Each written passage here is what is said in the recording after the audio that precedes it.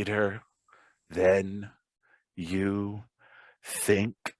Good evening, ladies and gentlemen. Welcome to another very exciting episode of Thunderdome Metal Reviews, where we're reviewing what I would argue one of the two best and most important death and roll albums of all time, Entombed, To Ride, Shoot Straight, and Speak the Truth. I'm the Dr. David Pizza. With me, as always, are my three amigos, Benjamin, Tracy, and Gabe. How are you three gentlemen? Doing good. You know, just getting my 666 on with this album, so I'm ready. My Damn 666 right. shooters. It's so clever, right? It's Latin. Well, it's when all fine. you have is a hammer, all you see is nails. You're damn right. You're damn right, Tracy. When all you have are six shooters. Right. Exactly. This is the concept, that I didn't even think of before Ben was, talking about it earlier. Like this is a Swedish Western. Yes. Right here. And it's so much so. badass. So much much. so. We're gonna ride off into the glacial sunset or something. Oh God, yes. Just shooting the whole way. With this weird, I don't know, Mayan death god. Yeah, All I right. don't know what that album cover was about, but Best not to ask, motherfucker. So 666 to ride, shoot straight, and speak the truth. This came out on 10/28/1997. I believe I got it on 10/29/1997 in Berlin. That's where I was at the time. It's their fourth studio album. The early ones, as I'm sure we'll talk about, were sort of death metal. It was recorded at Sunlight Studios in Stockholm, Sweden. It's on 3-man recordings. It was produced by Thomas Skogsberg. It runs a Ben-compatible 39 minutes and 45 seconds. love that runtime. LG, or Lars Goran Petrov, is on vocals, and the piano stuff is him too, by the way. God rest his soul. I'm gonna pour one out for him. We lost him, I think, last year or the year before to cancer. Anyway, Jürgen Sandström on bass, Uffe Monster Serulund on guitar, Alex Helled on guitar and that insane artwork, Nike Andersson on drums and artwork. And that's what we got. And I'm not gonna lie, I stand for this album, y'all. I fucking love this album. I got it when it came out. I was living in Berlin, and I loved Entombed, Wolverine Blues, which is the other one we reviewed. And I had already heard a little album you may have heard of called Swan Song, so the Carcass death and roll thing. And so I was absolutely primed for this. And I would argue this is them at their absolute peak. Because after this shit gets weird, we maybe can talk about it later. Like they do an alt rock album after this that's really not very good. And then they say JK and go back to death and roll with Uprising. But anyway, I would argue this is them at the peak of their creative and murderous Swedish Western powers.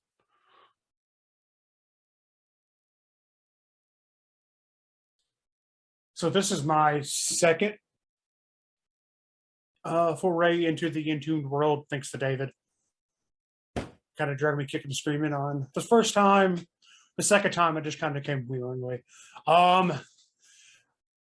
Since I knew what to expect with Entombed this time, and David's penchant for finding death and roll in all places. I want to ask too. I enjoyed it. My only gripe about this album is the production quality in this album sucks. Yeah, they had $1. I admit it. But I think it's that weird where it adds. It sucks, but I think it adds a bit of touch to it as well.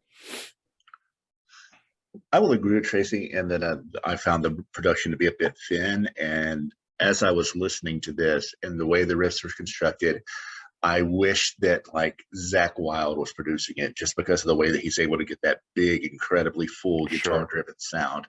And I would love to hear these riffs played through that, huge imaginary wall of Marshall amps.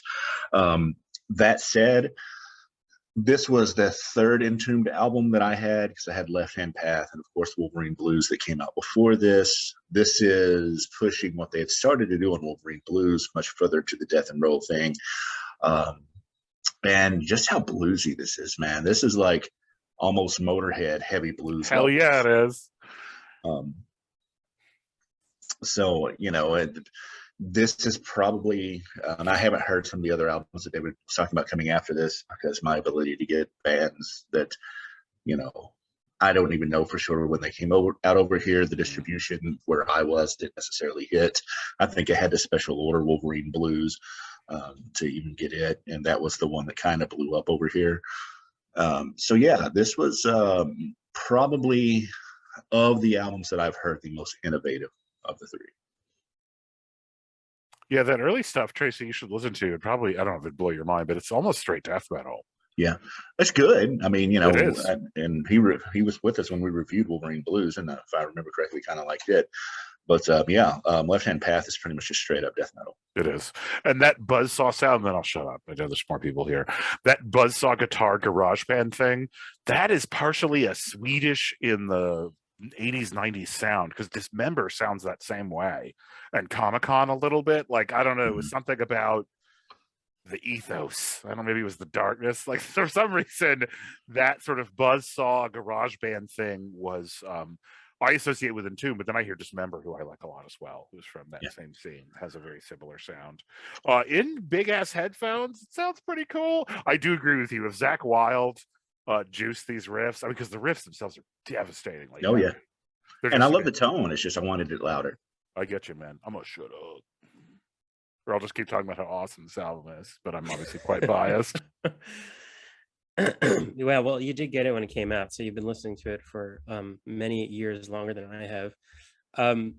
That said, I am familiar with the two other earlier records of theirs, the Left Hand Path and Wolverine Blues. I've listened to a bunch more than this, and I think you know, this is a good follow-up to Wolverine Blues. It's sort of logical in that sense, and it struck me as really punk rock, like super sort of garagey.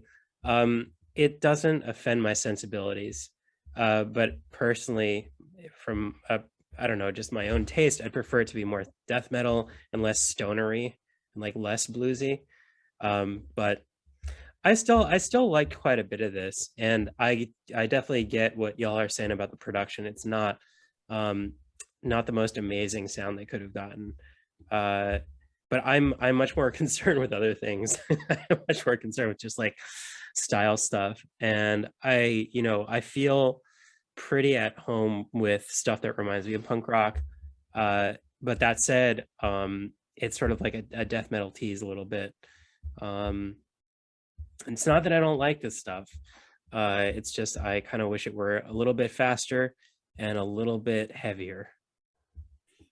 So I want to go back to what you said about offending your sensibilities, Gabe, because from what we've heard of your picks and what I know of what you've picked and where it's going, I don't know if you have a lot of sensibilities left to offend, because you've got some crazy shit out there already.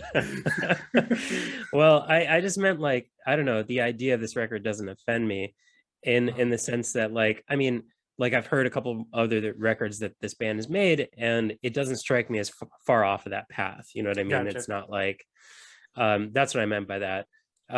Like, you know, I'm It's not going to within turn their it off. zeitgeist. Yeah, I mean, I'm not going to turn it off immediately. You know what I'm saying? I mean, you know, I like death metal. I like fast, heavy shit. But I was on the ride. Like when Carcass and Entombed were like, we're going to do this now. I'm like, okay, we're going to do this. So I just sort of transitioned with them, but also continued listening to things like Morbid Angel. I don't know. There's just not a lot of people did this, ultimately. I mean, this death and roll thing, I think it draws heavily on Punk and Motorhead, but it's sort of a thread that not a lot of people followed. Yeah, I feel like Fields of Nephilim did something. Yes. But other than that, I really can't think of too many other bands that were doing this, because most of the other people who were playing in this style didn't infuse it with like some of the aggression that this had. Indeed. And it kind of came off as like psychobilly or something like that. Mm-hmm. But I mean, they're not playing a fucking stand-up bass here, but it's not that far off. I mean, right. You got it. Mm-hmm. Like, it's not psychobilly, but it's really actually pretty close. Yeah, it's very adjacent in the feel and also some of the lyrical content. Shall we move on to songs? Sure. I'm not going to talk because you know what I'm going to say. Yeah, we do. But then we all get to drink, so. I went first on the last one, so somebody else can go first this time. Actually, I went first on Wait, the last one, but I'll you go did, first on this so- one. Well, I'll go first, then I'll go first on this one. So I think it starts good with their title track. I enjoy Like This with the Devil, Wound, so really about every even track. I think it really every even track, just kind of looking at the pattern, I really enjoyed. Somewhat Peculiar, Parasite, Put Me Out, Boats. Wreckage is the closer. It's the closer. For me, I think the back half of the album is somewhat weak. I really love To Ride You Straight and Speak the Truth. That is an awesome opening track, and I can see why it's the title track. I really like everything up through 666, and even that, being slightly, it is the one that kind of stands out as like an intermission or something on this album.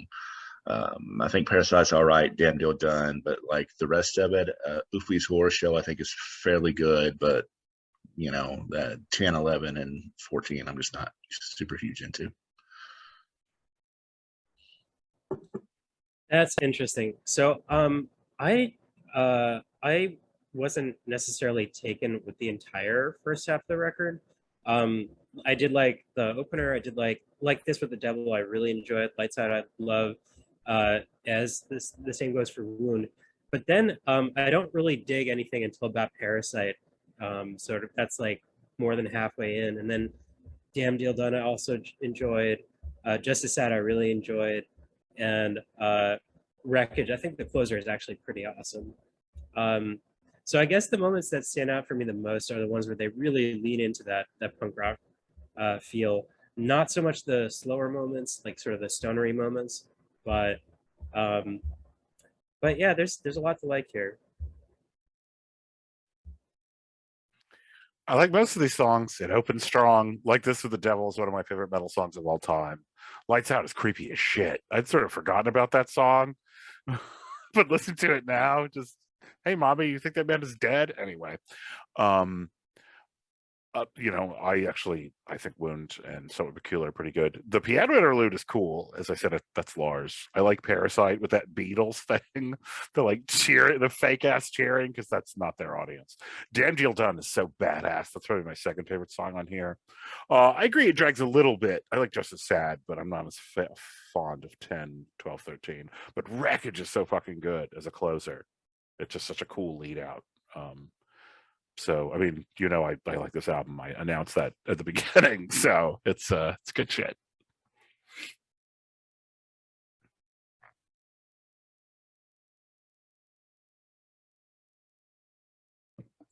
So David, is this I'm not going to give it 102. That's what you're asking. I I am. was going I'm going to give it. I'm going to give it an A+ though. This is the best Entombed album. And what did I give Wolverine Blues? I must have given that an A or almost an A+. You gave Wolverine Blues a A-. I'd probably give that a slightly higher grade now. I was probably trying to make up for all the other grades that were too high. I gave Slayer. Anyway, the point is, yeah, this album's an A+. This is their best album. And I think Same Difference is much weaker. That album is the alt rock album. Then Uprising gets cool, but A+ for me. Duh. Obviously. So I actually think I liked Wolverine Blues better than this album. So I'm going to come in lower than David.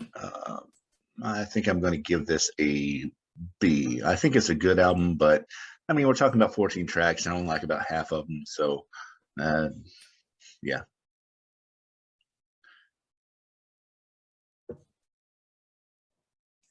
I'm gonna go ahead and jump in and say that this is an excellent album, and it definitely has potential. I think I have to go back and listen to Wolverine Blues again to see where it really falls. But I'm thinking right now it's like an 89.5, sort of halfway between a B+ and A-.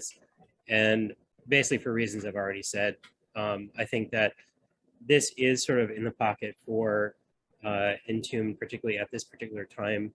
But I'm not sure if I like it as much as the sort of first foray into the death and roll stuff. But we'll see.